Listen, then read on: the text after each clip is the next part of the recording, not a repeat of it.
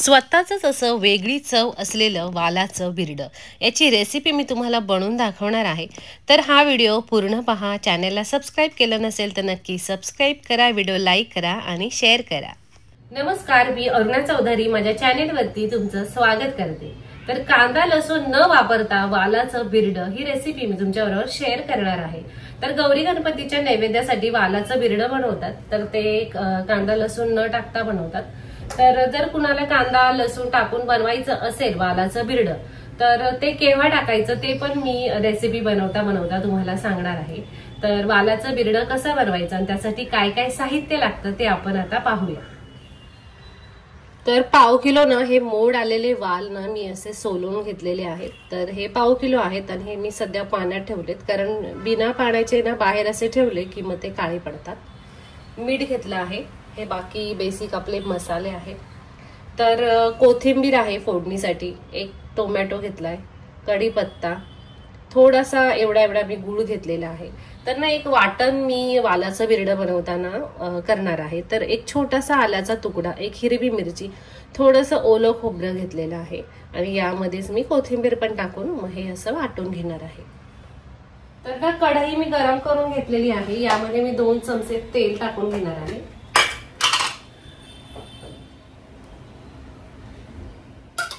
तेल चांगले गरम झाले की त्यामध्ये पाव चमचा मोहरी, पाव चमचा जिरे टाकून थोडासा कढीपत्ता टाकून घेतलाय।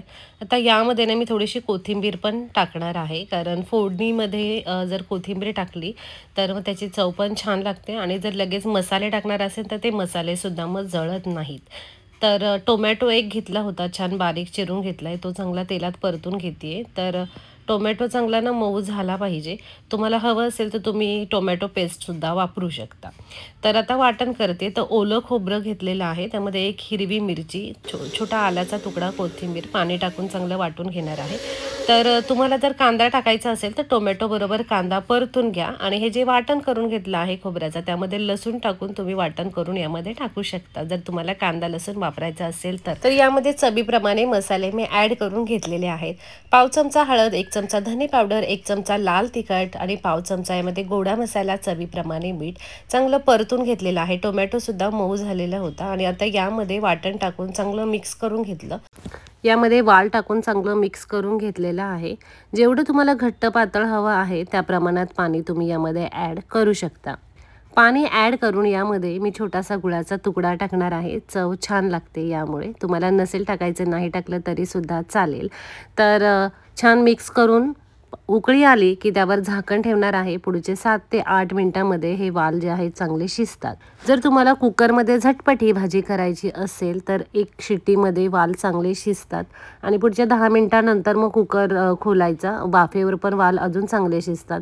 तर मग भाजी परतून घेतलेली आहे, पुन्हा झाकण काढून वाल शिजले आहेत की नाही ते पाहायचे आणि शिजलेले आहेत, कारण हे वाल पटकन शिजतात आणि पुढे सुद्धा जोपर्यंत कढई गरम आहे तो त्यामध्ये पण कुकिंग प्रोसेस चालूच असते। वाल चांगले शिजतात, खूप जास्त गाळ या भाजीचा झालेला चांगला नाही लागत। तर अशी छान अशी वालाची ही भाजी तयार आहे, मस्त सर्व केलेली आहे। तर मस्त हे नैवेद्यासाठीचं कांदा लसूण विरहित असं वालाचं बिरडं बनवून तयार आहे।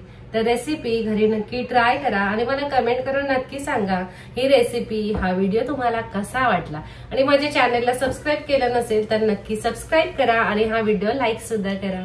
धन्यवाद।